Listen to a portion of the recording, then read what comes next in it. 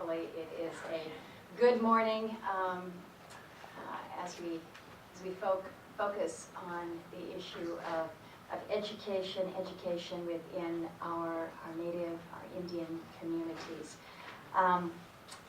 The opportunity to speak today about the two bills that are under consideration here in the United States Senate, bills that will help to revitalize our Native American and Alaska Native languages, I think are very key to where we are today.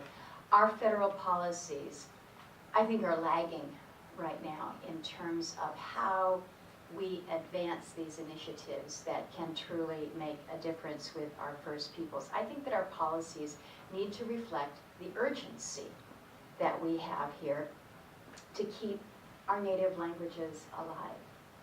In Alaska, we see native languages that are just bordering on the brink of extinction. We lost Marie Smith, who was the last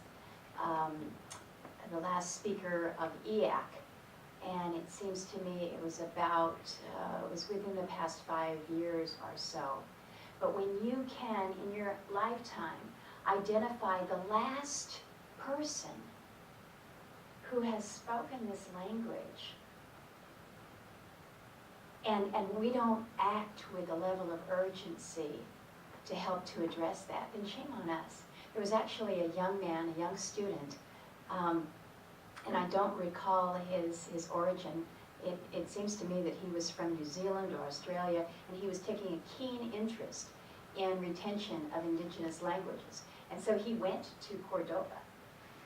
He went to try to learn a little bit of the language. Good on him, but where are we in this?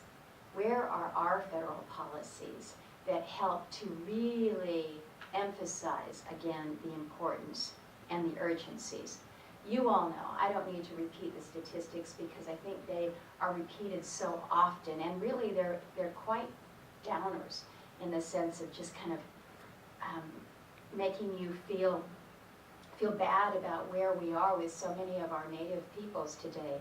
But with our suicide rates, particularly amongst our young native men, our domestic violence, our sexual assault, these issues, you cannot untie them from the identity of our native people. And so, again, I use the word urgency when we're talking about federal policies to change the reality for the next generation. And again, this interconnectedness here, this nexus between native language revitalization, educational achievement, and really a productive and a positive lifestyle. There are tremendous amounts of academic studies to prove this connection, but I want to speak to a basic reality that we don't need statistics, we don't need the studies to tell us. And that is when a young person knows their language, they know their culture. They know who they are, their identity. And knowing who you are infuses pride in oneself, a stronger connection to family and to community. When you know your own dignity, you honor yourself, and you honor your family and your ancestors. You know that when you succeed, it is a reflection of your community's strength. And when you fail, which you do, but when you fail, it's not only yourself that you've let down, but it's your entire community.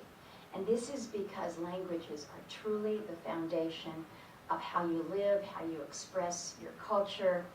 And with so many of our native communities, it's the cultures and the customs that bring these families together, whether they're the extended families, whether it's the broader community. So strengthening our native languages strengthens both the community and the individual. I mean, it's just so much of a win-win. So are the statistics out there to back it up?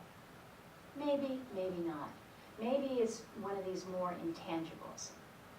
But when you talk to people, when you leave the statisticians and the researchers and the data guys aside, and you talk to people, you talk to young people who are enthused about their sense of self, their sense of identity, when they are sitting in a drumming circle, when they are talking with their elders about the subsistence ways. This is when you get hope for our future. This is when you know there is a brightness out there. There is a hope and an optimism. So you've got the leadership of Chairman Tester, Senator Johnson on these two bills. Know that I commit to work with them because I think the direction that they're going, again, moving our federal policies in the right place is where we need to advance. We had a hearing in the Indian Affairs Committee not too many weeks ago. And I will tell you, I was a little bit disappointed with what I heard from Mr. Mendoza in terms of the urgency. He was kind of talking the talk about, yeah, native languages need to be revitalized. But I want enthusiasm in that. I want urgency. I want immediacy in that. Let's ramp it up here. Because if we don't,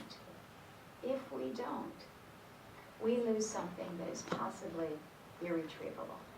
And that's not where we need to be for our First Peoples. So thank you for what you're doing.